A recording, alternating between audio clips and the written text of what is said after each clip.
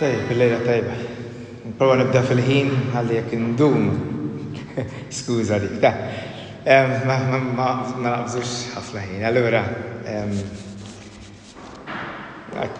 هو طيب اللي نبدأ بين الطلبة لسه نعمل بحالة طلبة صار نيهو قاري partikolari من سان باول اللي سنوزعه بحالة طلبة ونتلو به دان الموت.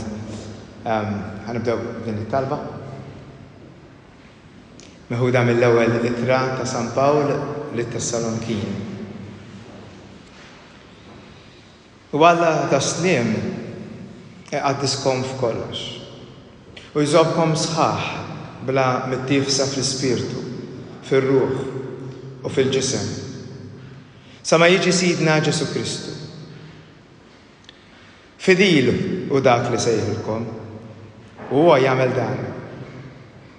L-aħwa itolbu kollha lina sellu għall-aħwa kollha b'ewsa qaddisa bil-qawwa kollha nitlobkom fġieħ il-mulej illi taqraw din litra lill-aħwa kollha. Il-grazzja ta' Sidna Ġesu Kristu tkun magħkom.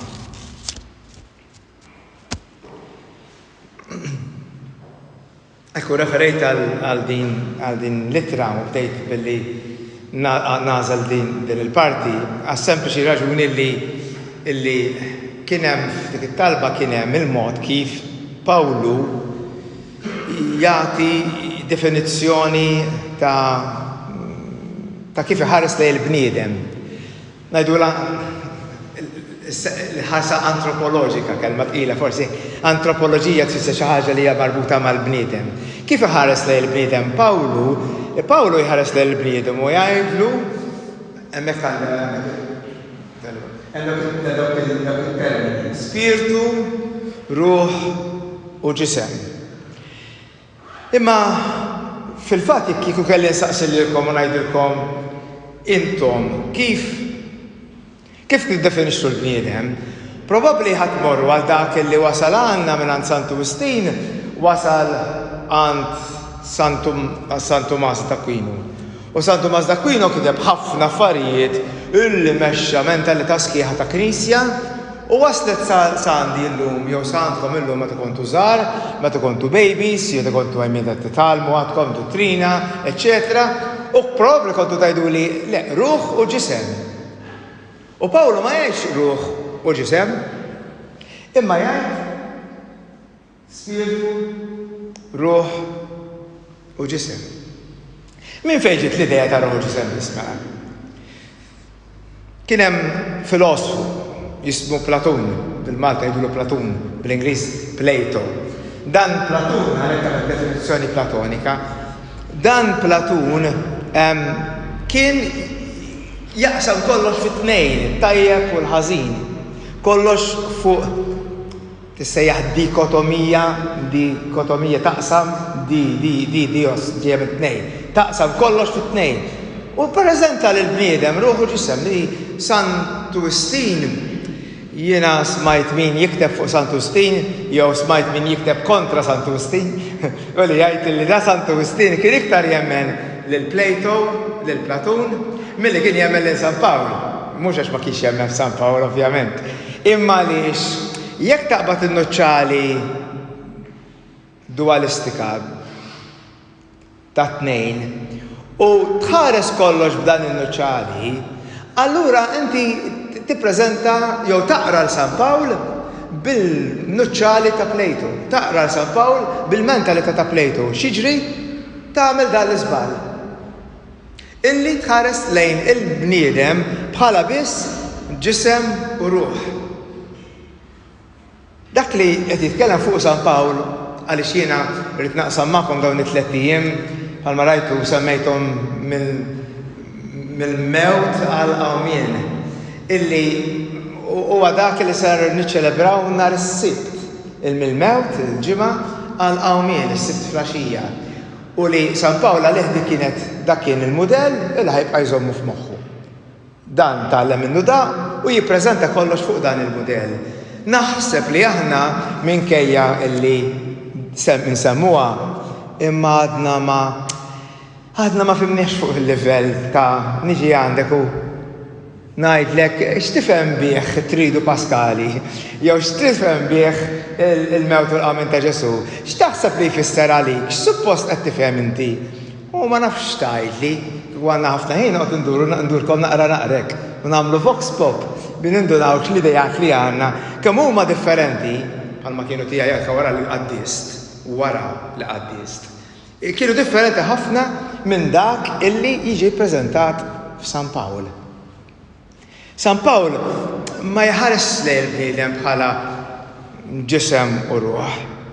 Il-problema mhijiex għaliex taqsam il-bniedem ġisem u ruħ biss, mhux għalhekk biss għalija l-problema, ma l-problema hija kbira għaliex anke llum fit-2022 meta niġu biex nirreferu għal ġisem u ruħ, aħna naf moħħna li l-ġisem ħażin kważi maħmuġ.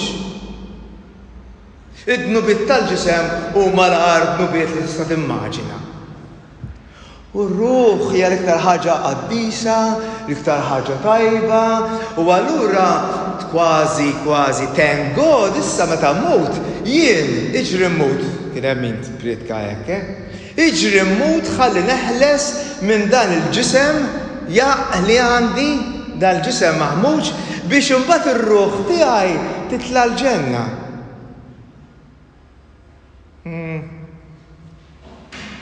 Għadna il-bot ħafna. Jew bażwarna l-idea ta' x'inhu l-bniedem u x'suppost jibqa' l-bniedem. Il-problema kif jippreżenta Pawlu. Pawlu wkoll nistantika kwotazzjoni ftit ieħor. Pawlu wkoll jirreferi għal bniedem u jiddistingwih u jgħid il-ġisem u r-ruħ li huma kontra xulxin. Ġifieri anke Pawlu jippreżenthom b'xi mod hekk, imma mhux b'dak li għandek f'moħħok inti meta qed tirreferi għal dak kollu bħala ġisem u ruħ. Għal Pawlu dak li hu ħażin mhux dan. Għal Pawlu dak li hu ħażin ġisem mhuwiex dan, imma dak li hu falz fija. Dak li hu ħażin għal Pawlu, dak li hu falz fija. Meta juża l-kelma ġisem, issa nispjegalkom għax hemm iktar minn kelma waħda li tirreferi għal kelma ġisem u meta jiġi biex għamilna traduzzjoni u traduzzjoni għal ħaġa li tista' tistudja għax qed tistudja mhix xi ħaġa kif inhi miktuba fl-oriġini, imma qed tistudja kif min ried jitraduċi kellu joqgħod attent kif jittraduċi. Dak li hu ħażin għal Pawlu, għalissa f'modi issa. Dak li hu ħażin għal Pawlu mhux dan il-ġisem tagħna, imma dak kollu fija illi hu falz. Nurikom kemm hemm illużjoni f'dil mentalità tagħna falsa. Ħannatikom dik kwotazzjoni illi qed ngħidilkom ta' Pawlu jużaha. Issa jekk taqbad dik kwotazzjoni u tifhem ir-ruħ tajba u l-ġisem ħażin u bil-mentalità li għandna aħna, taqbad din u ġiba ċippidatu. U tipritka u tpoġġi toqol kbir, żejjed, vojt, inutli, ħażin fuq xi ħadd li jisimgħek jekk tinterpretah bil-mentalità illi Santu Agustin u San Tumas poġġewlna għaliex libsu innuċjali ta' Plato. Il-qari jgħidlek, ħanaqraw fil-kien, jien ngħidilkom imxu fl-ispirtu u taqgħux għal passjonijiet tal-ġisem. Il-passjonijiet tal-ġisem huma kontra l-ispirtu u l-ispirtu huwa kontra l-ġisem. Qed jinsisti. Dawn it-tnejn huma kontra xulxin biex ma jħallukomx tagħmlu dak li tixtiequ. Jekk lilkom imexxikom l-ispirtu, m'intkomx taħt il-liġi. Qed jipprova jgħid, għadha nispjegaw dak il-ħallajn, m'intkomx taħt il-liġi. Xi jfisser spirtu u xi jfisser ġisem. Għal Pawlu spirtu huwa il-vera jien. Bl-Ingliż tista' jgħid the true self. Il-vera jien. Traduzzjoni ta' the true self għajdu li kif nagħmel aħjar, ma nafx. Jiena poġġejta il-vera jien. Dak illi jien naħseb li jien. Kieku kelli, nafx li għattaġ ftitilu, kieku kelli ntikom karta u ngħidilkom ikdbu kif tiddeskrivu lilkom infuskom. Wara li tikteb id-diskussjoni kollha tiegħek ngħidlek dak huwa fals. Li jien Karmelu, li jiena fader, li jiena minn Marsa, li jiena tifel ta' Nies u Toni, li jiena mużiċista, kompożitur, kantant, kollha vera, xejn kien ma kienx qed tikteb. Imma dak mhux jien. Mhux il-vera jien, dak huwa l-image illi jien irid nippreżenta. Allora ġejt hawnhekk, qed nieħu gost qed nara numru kbir, inħossni ferħana x'ġejtu hawnhekk, inħossni sew, inħossni kburi, għaliex ara poġġejt fuq il-Facebook din l-eżerċizzju ġew ħafna nies. Kemm inħossni sew. Dak fals. Dan kollu falsiżmu. Li inti tagħmel xi ħaġa u tippoġġi xi ħaġa fuq Facebook, issa kulħadd jifhimni nitkellem hekk għax il-karxjuħ li naf anzjani għandhom il-Facebook issa, u tpoġġi fuq Facebook u tpoġġi stampa tal-ikel li sajjart jew tax-xahar tajjeb li għamletlek il-hairdresser jew tħierġa t-tieġ u ħadd ritratt malajr qabel ma tlaqt. U tqgħod tiċċekkja il-200, il-220, tħossok tajba. X'inti falsa. Jew nkella bil-maqlub. Kotawni ħażin fuq radio, fuq newsletter tar-radio, kotawni ħażin biex jagħmlu qasira t-titlu, poġġew biċċa titlu biex xagħtina u kulħadd jitmejjel bija. Naturalment jitmejjel bija. Għax jiena kont qiegħed ngħid, inti tiġi l-quddiesa għal sempliċi raġuni tikber spiritwalment. Il-bqija tiġix il-quddies, ma tagħmilx sens tiġi l-quddiesa biex ma tmurx l-infern, tiġix b'qarieda u mur l-infern miflokok jiena. Tajjeb, ftemna? All right. Imma jekk tikber spiritwalment, ejja l-quddies ukoll. Jisma' kelma li hija mpreżentata għalik u forsi nittama l-ispjegazzjoni li jagħmel Assis jew li nagħmel jiena f'dak każ ikkun tajnuna għalik b'xi mod nittama. U dawk kotaw jekk tikber mur l-Knisja kitbu. U kulħadd jitnellaħ bija u se biex tikber fader mur l-ġim. Tajjaduli, u ma nafx ma qalux, ma kien hemm xi 300. Is-solti kien hemm 5 ċati barra likes, xi 5 kommenti u men, kien hemm xi 300. Għax u babdew jitmejlu, jgħidu, eċetera, għax ma jitwalx ftit, u għax imma tnajlek marru. U jiena ħassejtni ħażin, ara xi ġrali. Mela x'taħseb inti fuqi jagħmilni lili minn jien. Jiddeċiedi x'taħseb inti fuqi, jiddeċiedi minn jien. Żikki. Le, dak huwa falsiżmu. U dan il-fals dak li ħażin bil-maqlub qed nirrealizza. Falsiżmu. Dak li naħseb li jien, l-ispirtu, nista' wara naqra ħajja, huwa kif ħares lejja Alla. Alla li ħalaqni nixbħu, meta jħares lej wiċċi, jara lilu nnifsu. Palma l-om, ħasli tarbija, tara tixbaħaw, jew tixbaħ ir-raġel forsi wkoll, u tieħu gost ħares lejha. Alla meta jħares lejja, jarani nixbħu u jieħu gost ħares lejja. Dak huwa xi fisser ruħ għal San Pawl. U l-fals kollu li nibni ħajti fuqu huwa xi fisser ġisem għal San Pawl. Allura Pawlu jirreferi għal dan l-ispirtu, il-vera jien, dak li jara Alla fija, dak li ħalaqni biħalla u li jien ħossni tajjeb fuq, dan il-vera jien, San Pawl taf jgħidlu din ħanużawha u ħanibqgħu nirreferu għaliha naħseb prattikament sal-aħħar tok ta' nhar l-erba' ħanirreferi għaliha. Dak illi hu moħbi fi Kristu. Dak li hemm fija u li hu moħbi fi Kristu falla. Allura San Pawl fil-ittra minnhom jgħid le, jekk jiena ngħix fl-ispirtu, jekk jien ma noqgħodx nagħti każ il-falsiżmu għandi għax ħajibqa' hemmhekk sakemm tmut, toqgħodx tiddejjaq, toqgħod taħsib xi ħadd teħles minnu hekk kif ġieb u laħaq. Jekk inti tgħix imma fl-ispirtu, mhux iktar jien ngħix jgħid. Imma Kristu jgħix fija. Meta taqra tgħidu dan għandu ego kbir, da jara li l-nifsu kbir, mhux jien ngħix Kristu jgħix fija. Kemm għandu rasu kbira? Le, ta' biex qed jgħid insib maqlub. U qed jgħid ħafna drabi. Meta ħares lejja nara iċ-ċuċati li kapaċi nagħmel, li nipprova nagħmel it-tajjeb u nsib ruħi nagħmel il-ħażin li ma rridx. San Pawl da mhux Karmelu, San Pawl.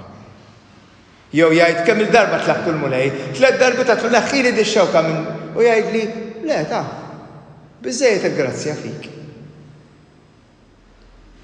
Pawlu jaf lilu nnifsu sew. Pawlu jaf iċ-ċuċati kollha tiegħu sew. Pawlu jaf li mietu għadu fiċ-ċuċati.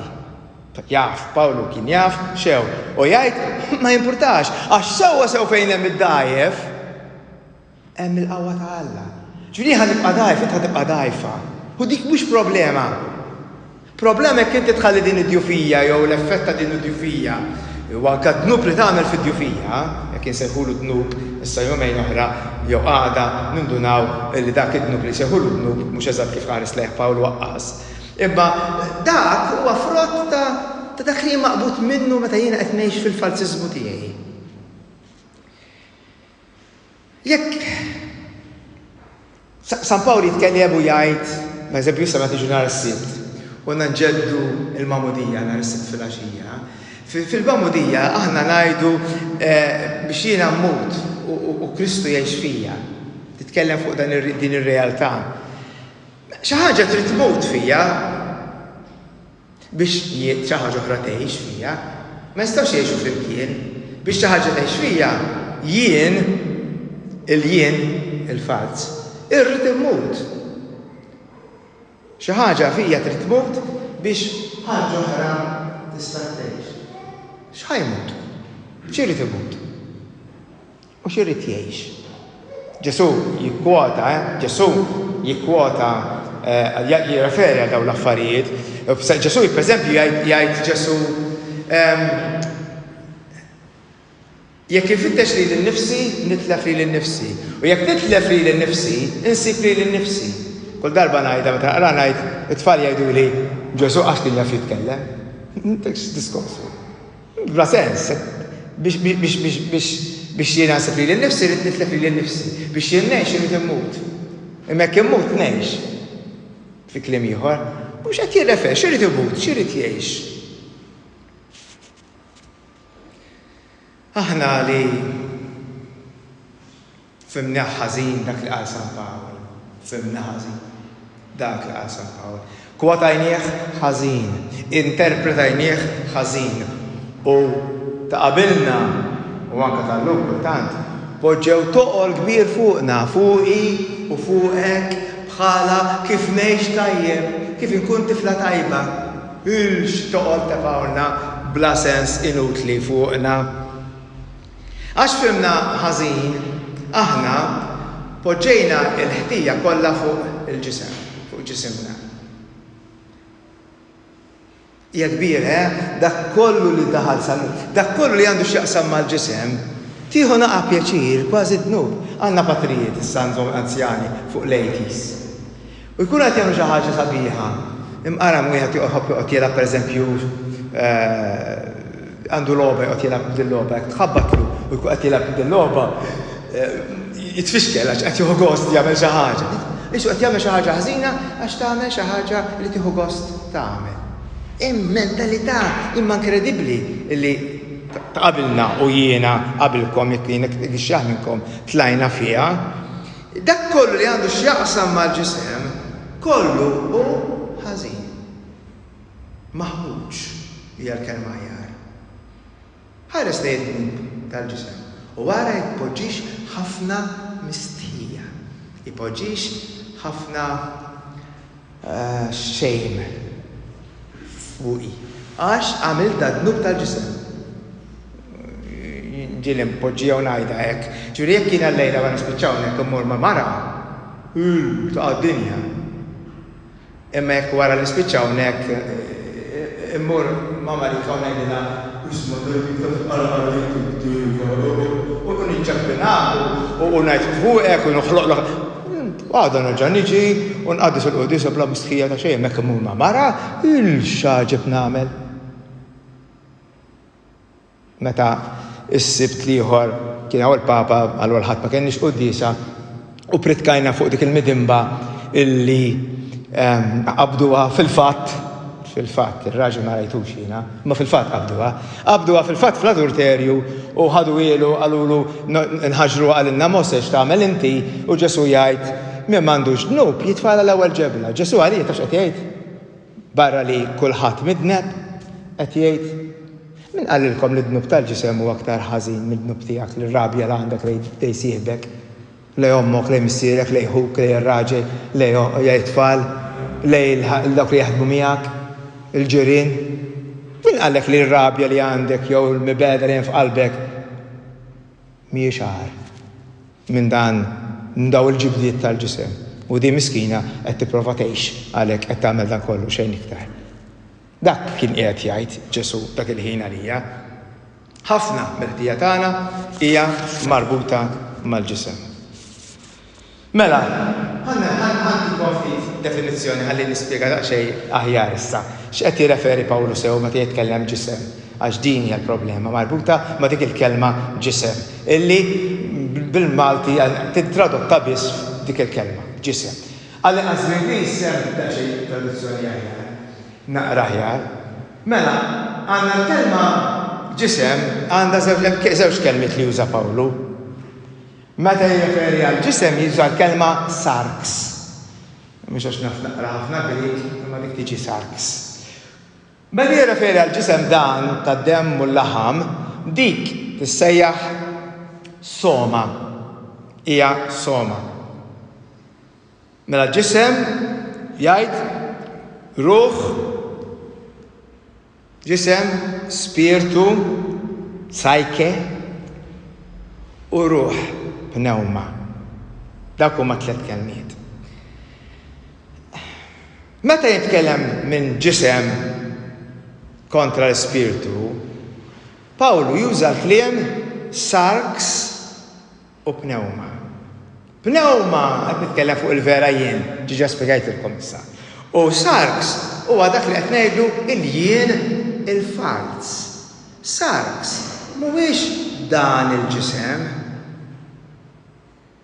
Imma meta ġew biex jagħmlu translation, ibda mill-ewwel ftit sekli meta San Ġirolmu eleb il-Grek u l-Ebrajk kollu bil-Latin. U l-Knisja Kattolika għamlet 1000 u xi 100 jew 200 sena tissegwi biss it-translation li ħafna minna kienet anke żbaljata li għamel San Ġirolmu. Raġel waħdu jittroduċi Biblja sħiħa.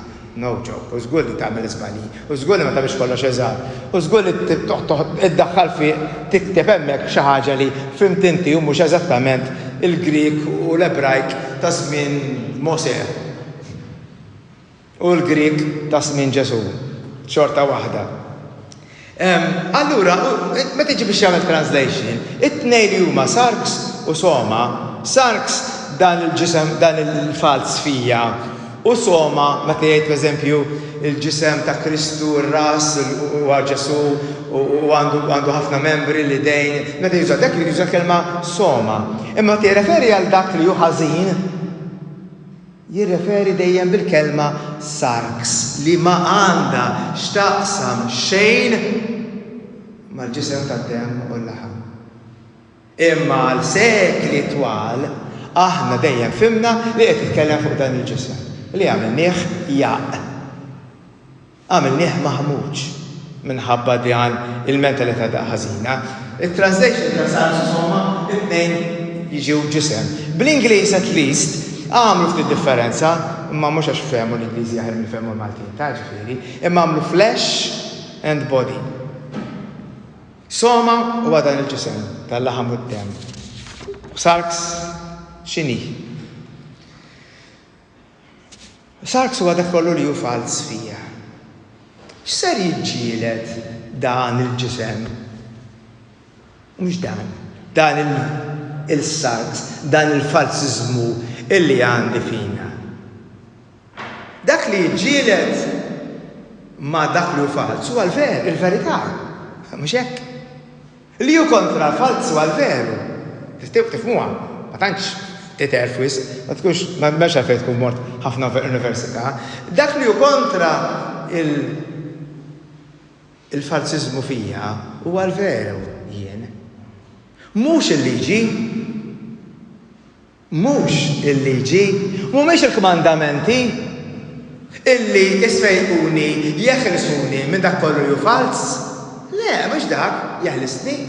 San Pawl jarmi għal-liġi, dan kien fariżew. Fariżew kien jadura l-liġi, fariżew kien jgħidak biss jeżisti, dik l-unika ħaġa tajba li hemm il-liġi. Imma dan Pawlu wara li taqa' ma' Ġesu Kristu fit-triq għal Damasku, ħarbat li kollox ma nafx hux 3 ijiem, naħseb 3 snin, mhux 3 ijiem, għax ma bada jara xejn, għax dak kollu kien qed jifhem jew jaħseb li hu ċert minnu f'daqqa waħda kien kollox ħażin u kellu jarmi assolutament kollox u l-liġi sejħilha dranaġġ. Jibsa, biex ma nafx kelmu ħrar. U aħna fit-translation ma tarax nagħmlu nikdbu l-kelma dranaġġ jew ħara, le ma tarax, x'nikdbu? Knibna knis. Knis. That's not the right translation, assolutament. Dan Pawlu jmur hemmhekk. Tobdi l-kmandamenti ma jarnexxilekx permezz tagħhom tirbaħ il-ġisem, il-jien maqbud f'dan il-mentalità ta' falsiżmu illi trabbejt, illi ommi qalt li iwa, x'qod kwieta jidix dik qudiem l-oħrajn, darba niftakar konna qegħdin għall-Prize Day, konna fl-iskassi fl-imkien. Konna qegħdin għal Parents Day. U niftakar ommi qed tiftaħar xi fontu fom tri ma nafx kont, niftakarx. Imma ommi qiegħda fil-queue hemmhekk tistenna ta' inti tidħolna qudiem it-teacher. U waqt li fil-queue qed tiftaħar bija għadda minn kollox, għadda minn kollox. Jien qed le ma għaddejx mill-Ingliż. Għalt x'fimt. Irrid naħbi. Miskina ħabbitni ta' x'kien tħobbni qed tiftarani aħjar. Irrid naħbi dak li ju vera. Għax jidher ikraħ. U allura nippreżenta xi ħaġa falsa, maskla falsa biex nidher sabiħ. Il-kmandamenti ma jħelsunix minn dan il-falsiżmu. Ma jħelsunix minn dan il-falsiżmu. Kull ma tagħmel liġi jgħid San Pawl, ittik informazzjoni. U jekk l-informazzjoni li ttik tunduna li jurik illi għadek fil-falsismu għax tindikalek wara kollox, jekk inti għadek tikdeb biex tidher aħjar, jekk inti għadek taħfex in-nies u tobot in-nies għaliex aħjar minnek, jekk inti tant għandek ejra li kważi toqtolhom biex tidher biex ma jibqgħux jikkompetu miegħek, dak ikun sinjal ċar kemm għad baqa' falsiżmu fik. Imma la toqgħod tiġġieled lejn falsiżmu bil-kmandamenti għal San Pawl huwa ħela ta' ħin.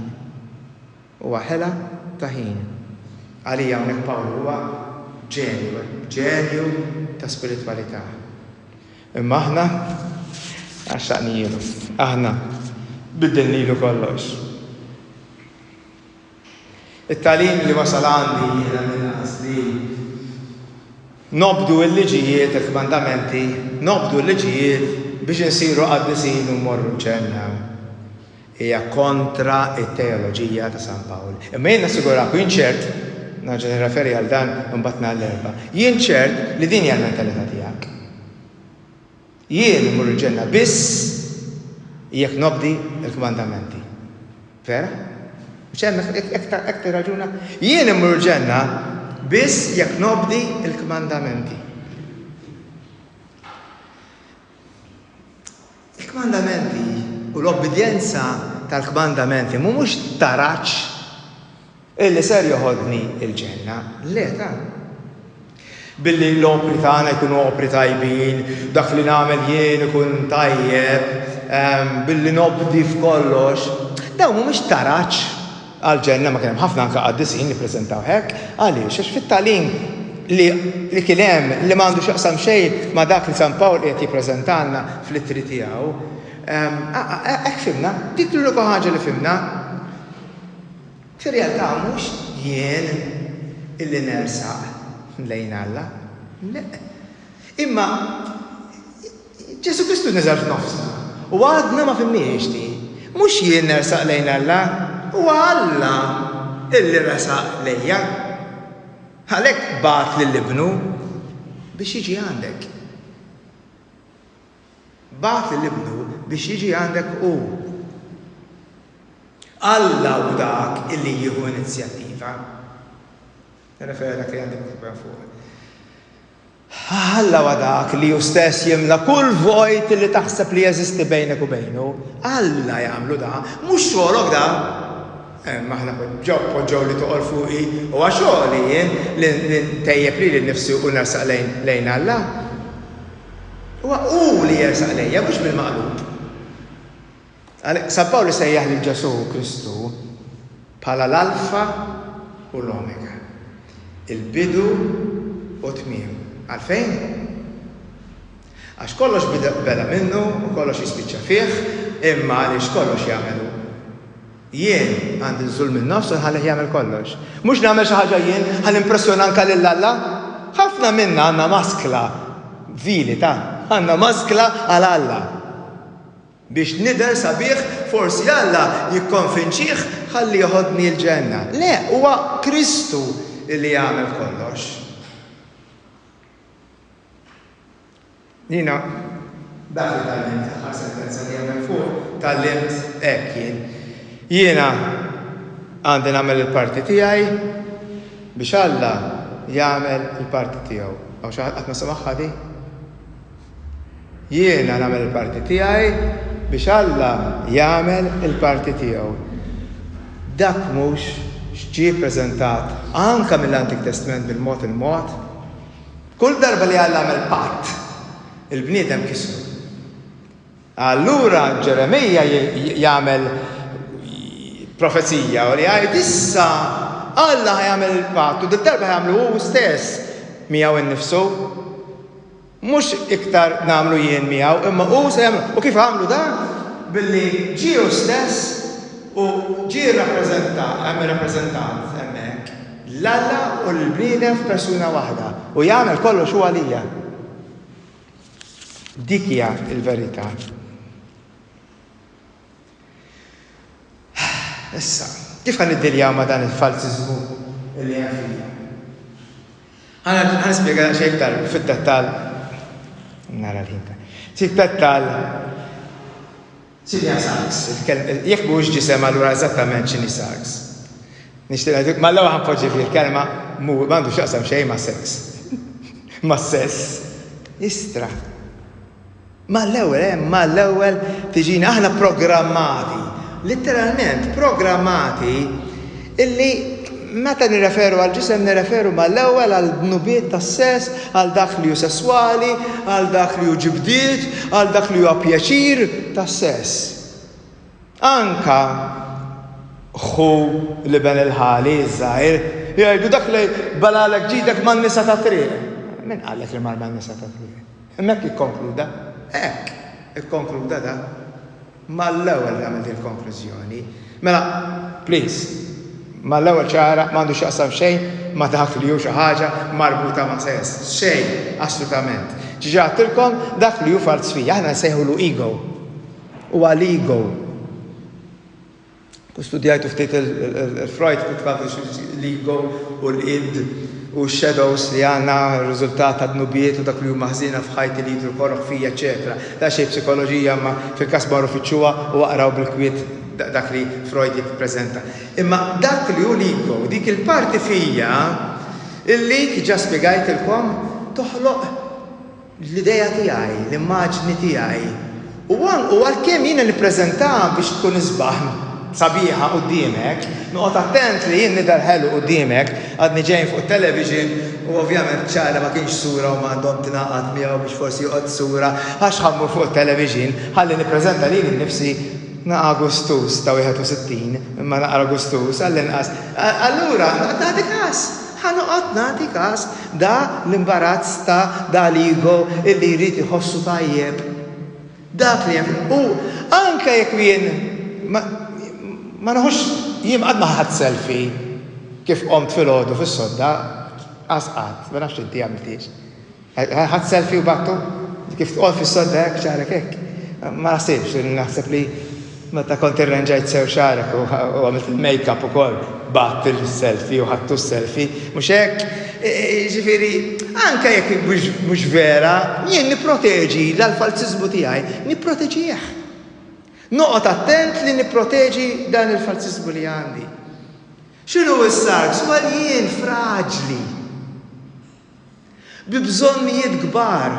Ġiġa spjegajtlikom fuq l-ewwel x'inhu sarks, imma ħanpoġġi dal-kliem issa qegħdin hemmhekk aqraw miegħi. Fraġli. Jien fraġli, ma nafx inti ta'. Ma jien fraġli. Jien naf li jien fraġli. Għandi bżonnijiet kbar. ħafna insigurtà, għandi ħafna bżonn xi ħadd jarani ħelu u jappoġġjani u jgħidli affarijiet sbieħ u jinċensani u jgħidli jarani ħelu u jgħidli li nħelu u l-ħin kollu jgħidli grazzi ta' dak li nagħmel u jfaħħarni. Dak huwa fal. Tafala dan kollu jagħmel hekk għax jiena ma nafx għax dan il-falz fija għadu ma jafx min hu. Meta inti ma tafx min inti tippreżenta xi ħaġa bis-sens lill-oħrajn. Jekk inti taf min jekk inti konvint kif ħares lejk Alla, x'niġi naqgħu nkun biex taħseb int fuqi u x'tajt inti fuqi meta nidher fuq Facebook u meta mmur fuq it-television. U meta nagħmel kwotazzjoni u joqgħdu jitmejlu bija għax jien qasir ukoll. X'differenza se tagħmel dak li qed tgħid int jekk jien naf fiċ-ċert jien min jien quddiem Alla. Din l-identità tiegħi hija ċara. Jekk din l-identità tiegħi mhix ċara, allura noqgħod attent u naħbi affarijiet u noqgħod nippreżenta u nimpressjonak b'affarijiet oħrajn. Dan huwa sarks. ħafna minna, mhux kulħadd ovvjament, ħafna minna huma maqbuda f'din il-mentalità nsejħilha, mentalità ta' skarsità. Dan il-jien żgħir, jien fals u jien żgħir. Nstejħilhom daw iż-żewġ termini jiena sarks. Dan il-jien żgħir fija għandu ħafna bżonn ta' attenzjoni. Għandu ħafna bżonn ta' attenzjoni. Għandu ħafna bżonn ta' affermazzjoni.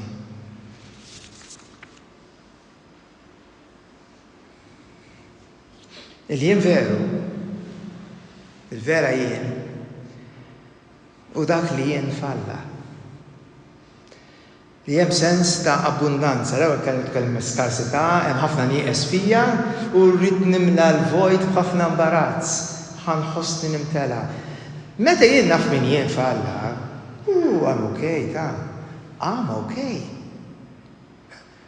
Jien nqum filgħodu, it-tfal ngħidilhom qegħdin iħarqu għen ngħidilhom. Nqum filgħodu ngħidilhom, wow, ħajkollu ġurnata sabiħa. Nkunu hawnhekk bil-qiegħda tfal, fil-filgħodu taqbel baxi form kuljum proġett, ma' form differenti f'dik kappella. U jgħiduli, kif taf? Kif naf? Mela x'ħajdeċiedi illi kollu ġurnata sabiħa? Toħroġ ix-xemx jew le? toqgħodux kwieti intom jew le. Tifirħux b'dak li ħanajt jew le. Dik jagħmilli ġurnata sabiħa. Le, jagħmel ġurnata sabiħa għax jiena ddeċidejt li jiena it's okay, it's going to be okay.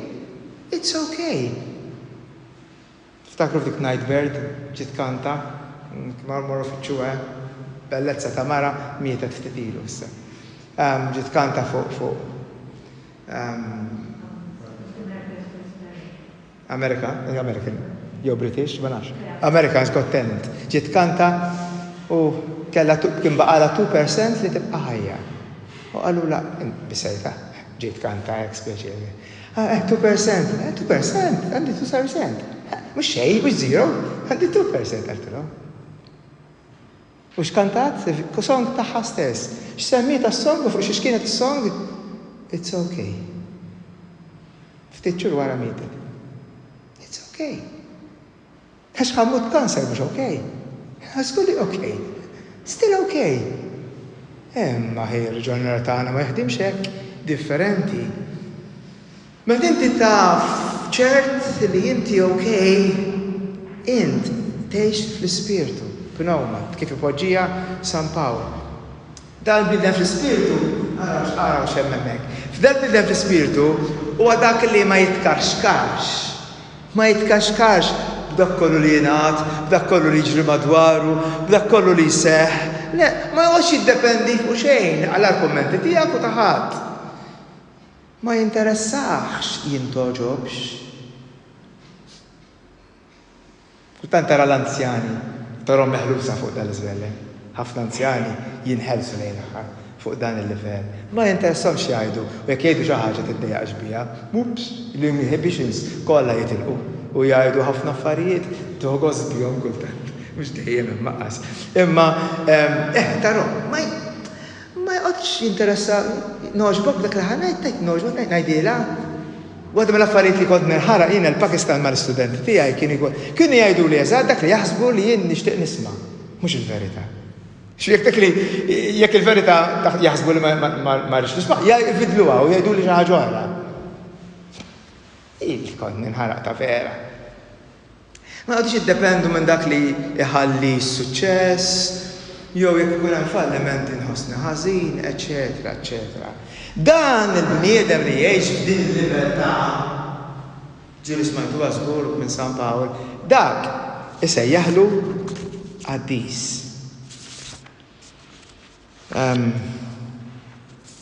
Qaddis mhux xi ħadd illi ma jemx ġnub għal San Pawl. Qaddis mhux xi ħadd illi maċċ jagħmel affarijiet stupidi minħabba il-falsiżmu li għandu. Qaddis għax meħlus minn din ir-realtà. Ma tisba' l-kelma qaddis, tiġi tgħid il-qaddisin ta' Korintu, il-qaddisin ta' Filippi. X'qed tirreferi dawk kollha qatt m'għamlu dnub ieħor? Skur li kienu qed jagħmlu dnub bħal kulħadd. Imma qed jirreferi għalhom bħal qaddisin għax fehmu dan u qegħdin issa jgħixu f'din il-libertà ta' dan l-ispirtu, fil-verità u mhux iktar fil-falsiżmu. Mela, fejn jien? Santi, nibdew nagħlqu. Fejn jien? Int fejn inti? Ħafna minna, żgur. Kulħadd, ngħidha kulħadd, forsi hawn xi ħadd meħlus iktar minni. Ħafna minna jgħixu skont is-sarks, skont il-ġisem. Mhux tagħkom. Dawn in-nies, huma mhux aħna. In-nies li għadhom jgħixu skont il-ġisem, skont is-sarks, mhumiex nies ħżiena ta'. Ma maħkuma minn din il-mentalità, minn din is-sistema ta' idejat. Għandhom bżonn jinħelsu, m'għadhom maqbudin fiha. L-ego li għandna mhux ħażin, għal ħasba kellek xi ego tajjeb, kieku meta kont tifla għadek żgħira, kulħadd kien jagħmel bullying fuqek. L-ego huwa dak li tik naqra stamina, dak li tik naqra saqajk mal-art u tkun naqra soda. L-ego mhux ħażin, imma fals. Mhuwiex vera. Jiena dejjem inħobb ngħid, ma qatt smajtuni ngħid, aħna bnedmin spiritwali niprovaw għandna esperjenza fuq dil-lar tal-ftit snin, 80 kemm 90 jekk tgħix ħafna. Tipprova tgħix f'dan ġisem li għandu dan il-falsiżmu fih. Aħna deep down, aħna spiritwali. Skont San Paolo aħna spiritwali u ma nafux. Hekk ipoġġiehom. Aħna spiritwali u ma nafux. Għalhekk juża aħna moħbija ma' Kristu falla. Dik espressjoni bellezza li jien tal-qotni u toġobni u ħafna drabi nsemmija. Għada probabli u pitada. Li aħna moħbija ma' Kristu falla. I need to find myself.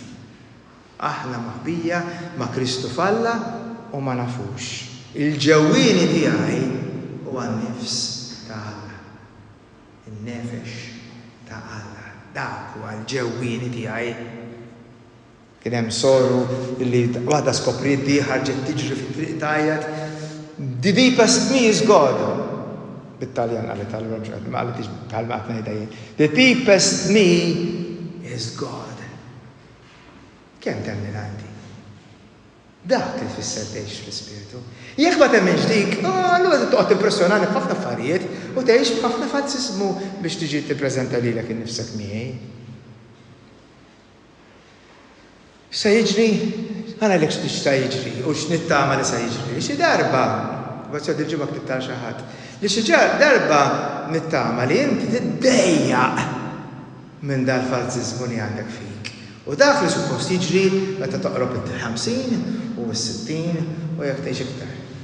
Dak li jibda jiġri, fl-aħħar tibda tiddejjaq titqalla minn dan il-falsiżmu li hemm fik, dan iż-żgħir illi ma jasal qatt. U meta tinduna li mhux qed tipprova tgħix fuq bil-mandamenti u tinduna mhux qed jirnexxielek.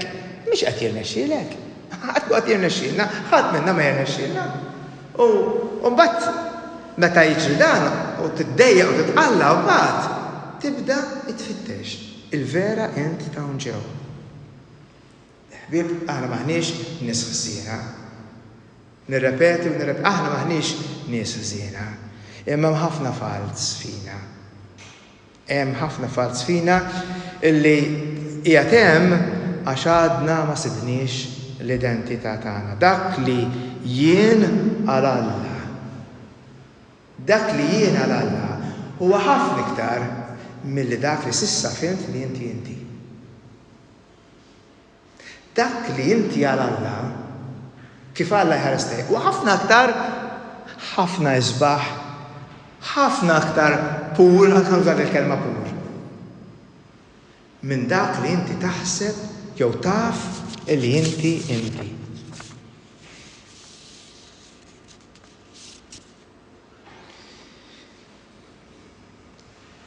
Imma sakemm dal-falsiżmu jibqa' hemm, se tiskopri illi se tibqa' tagħmel dak kollu li hu stupidu. Stupidu. Għamilt randan sħiħ nuża kelma. Kien qiegħed għal quddies, eċetera, bdejt niżaq u ripetejta kważi ħadd wara ħadd jew sitt wara sitt. Il-kelma baħnan. Jien baħnan. Jien għadni nagħmel dak li hu stupidu. Dan huwa dak li hu dnub bħal San Pawl. Mhux għax tikser il-komandament u t-tulferet minn Alla u t-tweġġa lill-Alla x'kien jgħidulna konna żgħar. Imma dak li hu stupidu, dak li huwa id-dnub. Meta inti ħatmut, isbani sew. Ħatmut, taf, alright? Anke kiżar minni, ħatmut. Meta inti ħatmut, dak li ħajmut huwa dan. Dak kollu illi hu fals. Dak li jien naħseb li jien mhux se jidħol il-ġenna. Dak mhux ħajidħol. Jien se jidħol il-ġenna. Dak kollu li jagħmel lilek taħsibha int ir-reputazzjoni tiegħek, it-titli li għandek, father, nafxiex. U kemm tidher ħelwa u f'dil imiġek tiegħek sabiħa. Dak ma teħdux miegħek. Tafuha bija ovvjament, mhux tgħid xejn ġdid. Dak mhux ħadd jieħdu miegħek, dak hu li jmut. Dan u dak li suppost tallimna qabel ma tammidna. Imma aħna dejjem naxquha għax dejjem poġġu l-karrettun qabel iż-żiemel. Dak iż-żiemel li mexxi l-karrettun qiegħed qabel iż-żiemel. Dak li suppost titgħallem qabel ma inti titgħammed. Il-mamudija għal katekumeni li jippreparaw lilhom infushom biex jitgħamlu sibt lejl sibt li ġej kieku, dawn il-katekumeni kienu jagħmlu kors ta' 3 snin sħaħ jippruvaw jifhmu dak li qed ngħid jiena. Imma jekk ma jifhmux jiġi l-katekista jew dak li sejjaħ il-parrinu, illum għax ġabitni jew minni parrini oħrajn u biddilna ħafna affarijiet, il-parrinu jgħidlek ajja sena oħra. Sena oħra, nagħmlu sena oħra raġel nipprovaw ftit, imbagħad hija sena oħra. Għax is-sibt lejl biss kienu jitgħamlu n-nies biex jitgħamlu ta' ħadd jew ma nafx meta, is-sibt lejl biss. Kien dak hu li jiġri fil-mamudija. Il-mamudija hija l-mewta ta' din l-illużjoni. Dan li jien żgħir fija, dak li jien naħseb li jien. Mal-mamudija. Ara xejt li r-Rumani, jgħidilhom hekk. Ma tafux li aħna l-kol li tammidna fi Kristu Ġesu tammidna fil-mewt tiegħu. X'miet? Saqsi, issa taf tirrispondi. X'miet? Intfinna miegħu dak li naħseb li jkun hekk xi 40-60 sena tgħix b'din l-immaġni Father Carm jintajn Father Carm. U ma f'daqqa waħda tindu da kollu kummedi. It feels like dying. It literally feels like dying. Meta dak kollu nafu jisparixxa. Mela ma tafux li tamitna fil-mewt tiegħu, intfinna miegħu fil-mewt permezz tal-mamudija biex kif Kristu kien imqajjem mill-imwiet permezz tal-qawwa glorjuża tal-Missier, għax huwa l-Missier li qajjem lil Ġesu hekk suppost tgħid, hekk aħna ngħixu ħajja ġdida. Jekk aħna nispera qed tifhmuni xi taqraw issa. Jekk aħna sirna ħaġa waħda miegħu f'mewt tixbaħ lil tiegħu, hekk ninaqdu miegħu fil-qamien tiegħu mill-imwiet. Dan nafu li l-bniedem il-qadim tagħna, il-bniedem tas-sarks, li l-bniedem il-qadim tagħna li fih ħafna illużjoni u falsiżmu jidher li qed minna forrajt, issallab miegħu biex jeqret il-dan is-sarks, il-ġisem ta' dnub, id-dnub għal San Pawl narġa' ngħid m'għandux jaqsam xejn ma tikser l-10 mandamenti. Forget it. Forget it. Dan il-bniedem jeħlisda minn dan il-ġisem ta' dnub. Dan il-miskin, jien il-miskin li jawaw ġew iż-żgħir. Sabiex ma nkunux iktar il-siera ta' daw il-kummedji, ta' dawn l-istupitaġni, semek ma taqra kelma dnub f'San Pawl. Imma ma bqajniex taqraw hekk il San Pawl u morna x'imkien ieħor. Min imut, fil-mamudija tmut. Qed titkellem fuq mewt. Mhux qed titkellem fuq il-mewt tal-ġisem illi mbagħad jindifen, mhux fuq hekk qed titkellem, titkellem fuq il-mamudija. Min imut jinħeles mid-dnub. Jekk aħna mitna ma' Kristu nemmnu wkoll li qed ngħixu ma' Kristu, nafu li Kristu għamil l-imwiet u ma jmutx aktar, il-mewt ma diċ taħkem fuqu u li miet darba għal dejjem għad-dnub. Fuq Ġesu għed jitkellem ta' u li miet, Ġesu miet, u li miet darba għal dejjem għad-dnub. Ġesu miet għad-dnub. Għal dak kollu li fals. Issa li qiegħed jgħix qiegħed jgħix għal Alla.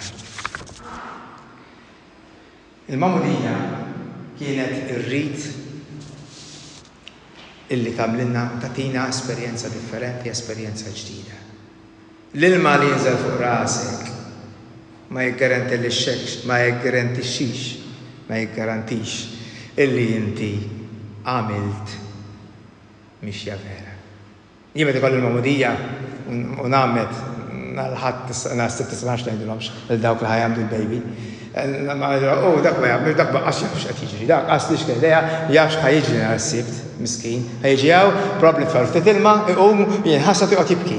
Daqshekk ħajjagħmel probably.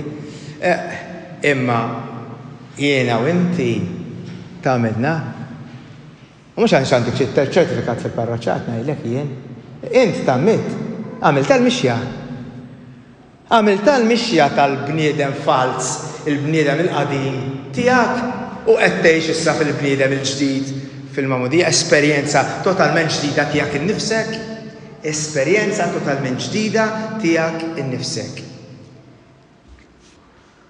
Għalhekk diki l-esperjenza tal-mewt ta' dak li hu fals fik. Nhar is-sibt jekk tiġu għall-quddiesa ħanagħmlu t-tiġdid mal-babies li għandna, ħanagħmlu t-tiġdid tagħna mbagħad ukoll.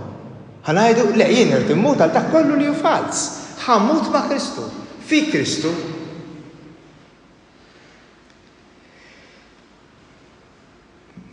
Spiegazzjoni għana kont nagħmel kbir dak iż-żmien wara kollok xi 40 sena, 60 sena tgħix fil-falsiżmu. Okej, dak qed ngħid l-ewwel hija vera esperjenza tal-mewt, ġifieri. Għax dak kollu li fimt fuqek u għextu għal ħajtek kollha, dak irrid imut. Hija l-mewt ta' dak kollu li inti fimt minn int. Dak kollu li inti fimt minn int. Imma inti fl-ispirtu inti dak li Alla nefaħ fuqek. Dak li Alla ħalaq fik. Dan ma tasalx għalih bl-imġieba tajba. Ma tasalx għalih bl-imġieba tajba. Dan huwa rigal ġa moti, mhux xi darba jagħtihulek, dan huwa rigal ġa moti lilek. Trid biss iż-żulm in-nofs tindaħalx u taċċettah, tirċivih, iċċedi għalih jekk hemm għalfejn. Tintelaq f'idejh, temmen u tintelaq f'idejh. Jina ħobb nużad il-kelma ħar. Inti trid iż-żulm min-nofs biex Alla jagħmel xi ħaġa. Għalhekk San Pawl juża l-kelma ħanaġa. Juża l-kelma adozzjoni. San Pawl juża l-kelma adozzjoni. Inti kont parti mill-familja ta' Alla u ma tafx. Dak li suppost li tagħmel ir-reliġjoni. Suppost ir-reliġjoni tagħmel u tgħinna niskopru dan. U ngħidulu, u aħna ngħidulu li ma ngħidu grazzi. Daqshekk biss tista' nagħmel jien. Ngħidlu grazzi ta' dak li jagħmel hu mhux tagħmel inti, ta' dak li jagħmel hu. U ħafna minna kważi kulħadd irid ibiss il-qiegħ qabel jibda jiċċaqlaq u jagħmel xi ħaġa bħal din. Għalhekk Pawlu jitkellem u jgħid, jien għadni nsibni nagħmel dak il-ħażin. Għandi intenzjoni nagħmel it-tajjeb. Imma ma jirnexxilix. Insibni lejn nerġa' nagħmel dak li hu ħażin, dak li ma rridx. U mbagħad San Pawl jgħid minn il-mistoqsija meta jitkellem hekk jgħid, u min se jeħlisni minn dan is-saks? Dan il-ġisem tad-dnub. Min se jeħlisni minn dan falsiżmu fija? Grazzi lil Kristu Ġesu li ġie jurina dil-verità. Fi Kristu mbagħad ikompli jgħid, issa nispjegaw darba. Fi Kristu m'hemm ebda kundanna. Please, isimgħuha. Fi Kristu ma hemm ebda kundanna. X'jagħmel San Pawl? Jaqbes mal-ewwel mill-saks għall-pnewma, mill-ġisem għall-ispirtu. M'hemmx mistħija għal dak li inti. Għal dak li inti vera, m'għandekx mistħija, m'għandekx ukoll ebda mistħija għal dak li int. Hemm biss qawwa f'din id-djufija. Aħna magħmulin tal-fuħħar. Il-fuħħar toqqgħut u jinkiser, daqshekk fraġli. Aħna bnedmin tal-fuħħar. Jekk appoġġija San Pawl. Mela.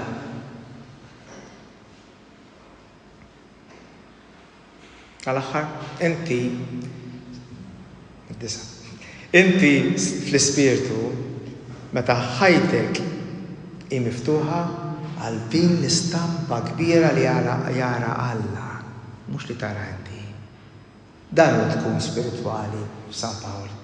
Tagħmel mhix spiritwali meta quddiemek tara iktar minn xiber imnieħrek. Tara ħafna iktar minn xiber imnieħrek sa. Iktar. Tkun spiritwali tfisser persuna li tinkludi kollox, li ma tiskludi xejn, li kollox Alla juża l-grazzja. Anka d-dnub tiegħek stess, anka l-iżbalji li inti tagħmel. M'għandekx għalfejn tobgħod lilek innifsek għall-iżbalji li għamilt. Kam x'jistgħu jagħmlu l-iżbalji? Jgħalmuk aktar.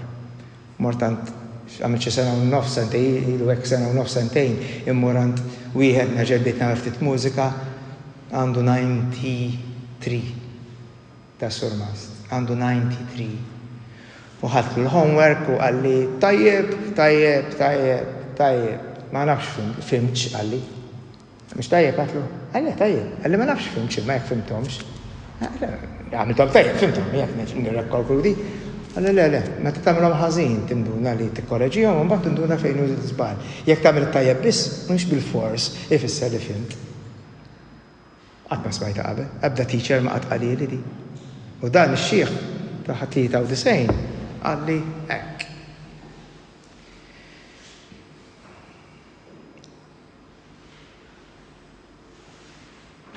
San Pawl qed jgħidlek, la darba int taf minn int. Taqax għall-affarijiet stupidi, għall-affarijiet baxxi, anqas minn dak li vera int. Jekk toqgħod tmur għal ħafna kummedji, hekk taqa' u għaliex naqgħu fl-iżbalji, għaliex nirrabjaw, għaliex pornografija, għaliex affarijiet oħrajn u tikdeb u tiftaħar, għaliex? Għax għadek teħx fiż-żgħir, iż-żgħira inti żgħira, għadek teħx hemm. U allura tipprova tibqa' daqax hemm, tkunx baxx fuq dak il-livell iktar. Issa taf minn int falla, m'għandekx għalfejn taqa' hemmhekk. Id-dnub, nsejħu l-obdubiet li nagħmlu, id-dnub u l-inti tbur kontra l-affarijiet għax ibaxxu minn inti, minn vera inti u dimalla. Dak li għablizbu, id-dnub iktar. L-Ispirtu ta' Alla u diġà fik. Ma għamil xejn biex takkwistaħ. All right? L-Ispirtu ta' Alla lilek qed ngħid. L-Ispirtu ta' Alla u diġà fik.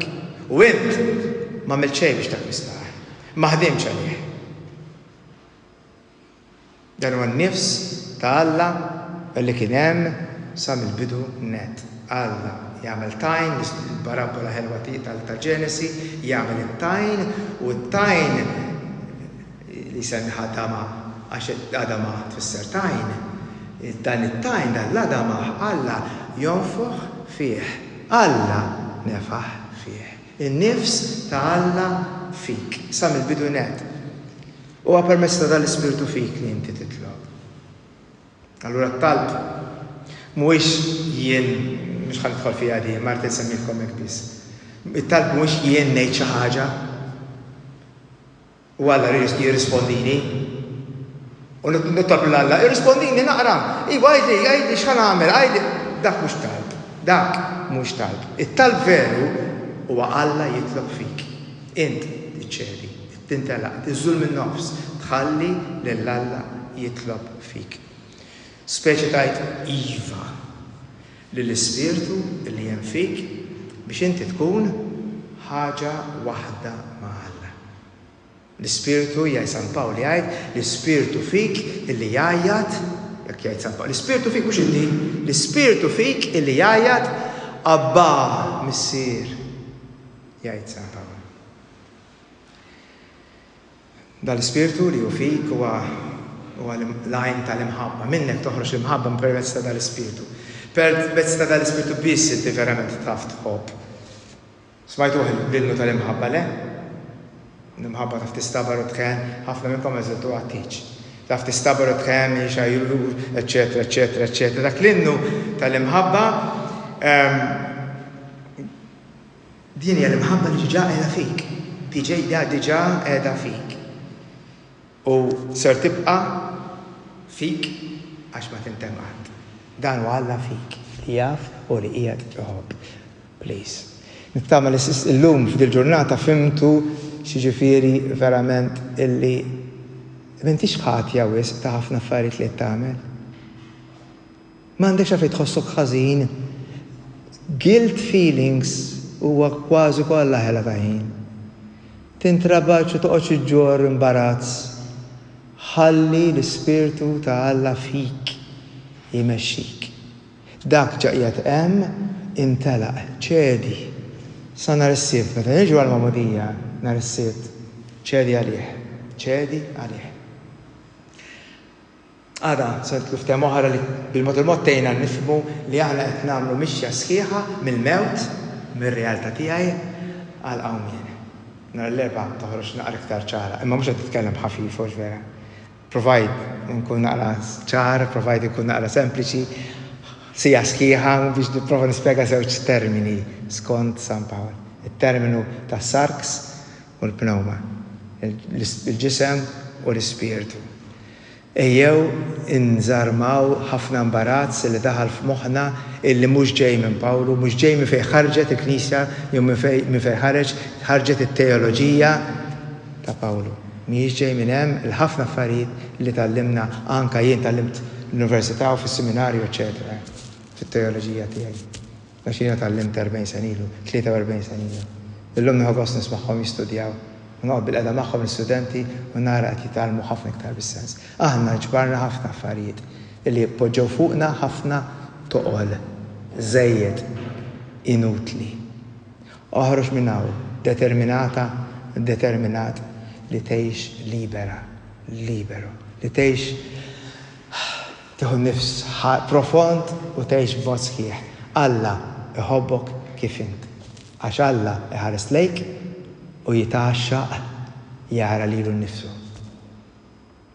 Alla jħares lejk u jitaxxaq jara lilu nnifsu.